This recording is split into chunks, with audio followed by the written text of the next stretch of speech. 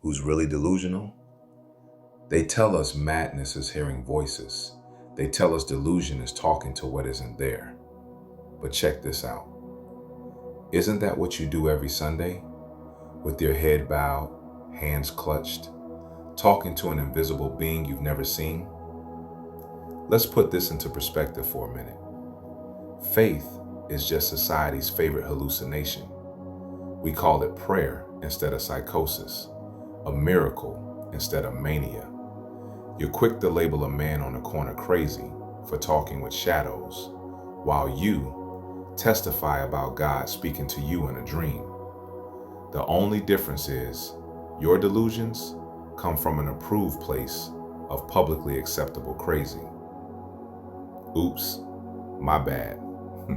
Did I just say that out loud? Let's go to Genesis real quick.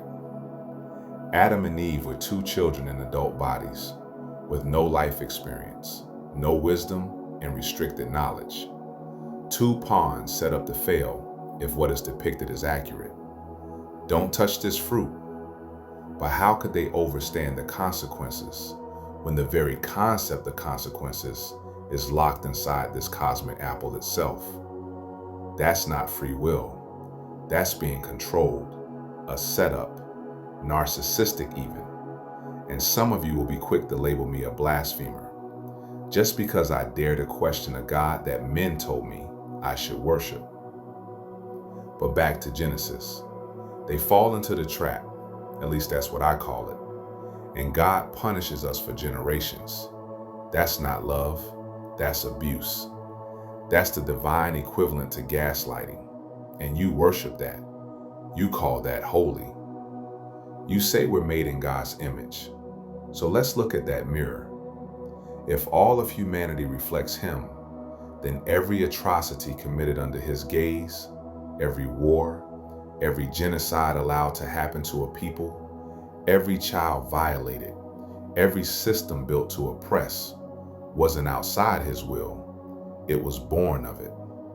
If God is the blueprint, then this is by design, which means God is not a healer, but the architect of suffering, not a father, but a narcissistic tyrant whose toxicity bleeds to every pulpit and every weaponized verse in the Bible. And still you dare call others delusional because it doesn't fit the narrative of your faith.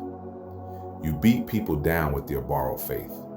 You judge with scripture in your fist and hypocrisy in your lungs.